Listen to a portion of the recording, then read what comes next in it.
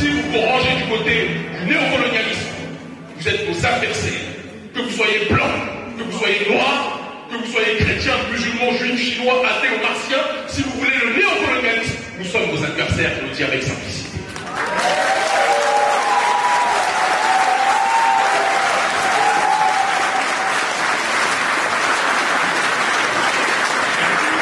Notre combat n'est pas contre le prolétariat français qui a été traité, on l'a vu lors de la période des Gilets jaunes, comme des nègres par le gouvernement néolibéral de Macron. Bon, il y a nègres et nègres, parce que nous, c'est nègres plus ou moins. Ça, c'est sûr. Mais la manière dont ils ont été réprimés nous rappelle que pour l'oligarchie néolibérale, dès que vous êtes du prolétariat, vous êtes ostracisé d'une façon ou d'une autre.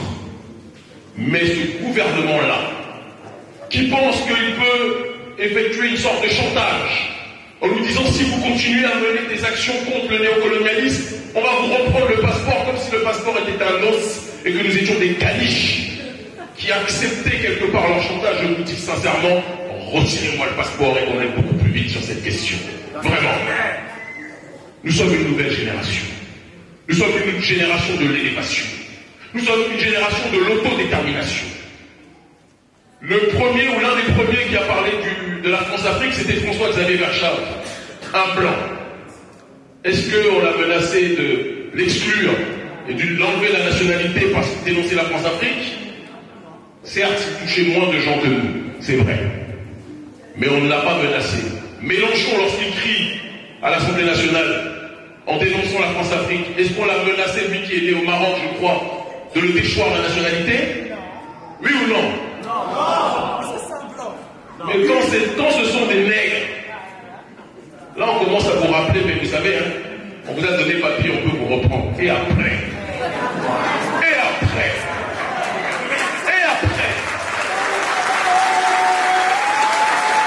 Quels sont les intérêts du gouvernement? Dire que nous dénonçons les bases militaires françaises installées sur le continent africain, c'est nuire aux intérêts français.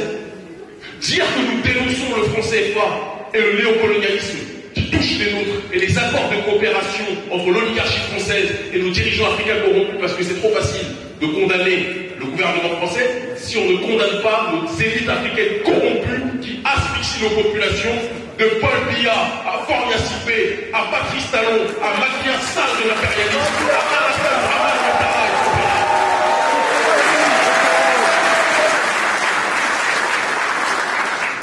Le gouvernement français fait croire qu'il n'a pas d'intérêt économique sur le continent africain, mais quand on lui dit de partir, il commence à gonfler les muscles. Il commence à pleurer, il commence à dire qu'il y a un sentiment anti-français. Il n'y a pas de sentiment anti-français, mon ami. Il y a un sentiment anti-France-Afrique, un sentiment anti-colonialiste, un sentiment hostile à l'ingérence du gouvernement français dans nos États. Emmanuel Macron dit qu'il est contre les coups d'État. Quand Alassane Ouattara fait un coup d'État constitutionnel, Macron l'a validé, oui ou non? Oui. Quand au Gabon, le général Oligui a fait un coup d'État, Macron l'a validé, oui ou non? Oui. Quand au Tchad, Mahamat Kakadébi a fait coup d'État après la mort de son père, que certains disent être un assassinat, Macron l'a validé, oui ou non? Oui. Donc pourquoi il y a un coup d'État qui est validé et il y en a un autre qui ne l'est pas? C'est-à-dire que le gouvernement français agit non pas en fonction de principes politiques, idéologiques, mais en fonction de ses propres intérêts particuliers. Et c'est important que l'on puisse le rappeler.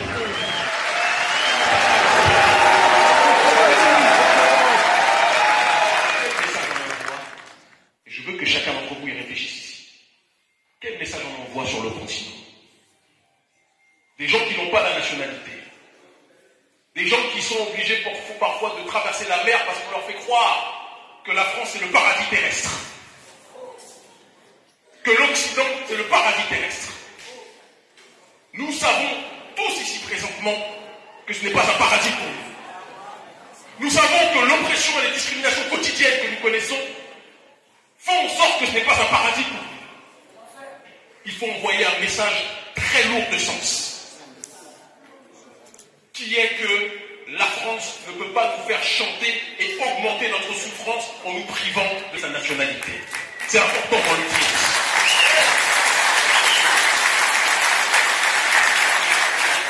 Non, nous ne sommes pas des Français comme les autres. Nous n'avons jamais été traités comme des Français comme les autres ici. Nous avons toujours été traités comme des citoyens de seconde zone ici. Et ils croient que nous dire que nous venons de Bamako, du Bénin, de Guadeloupe, de Martinique, c'est nous insulter. Mais ils n'ont pas compris que notre génération a changé son logiciel. Et que là où vous pensiez nous insulter, en réalité vous nous élevez. Je suis très fier des pays noirs. Je suis très fier d'être pays noir.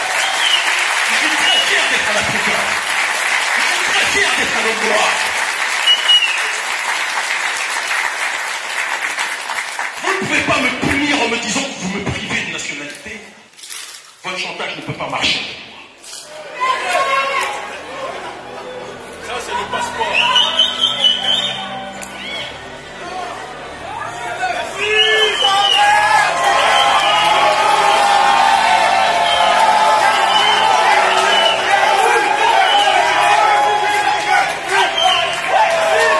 Voilà ce que je dis au gouvernement français.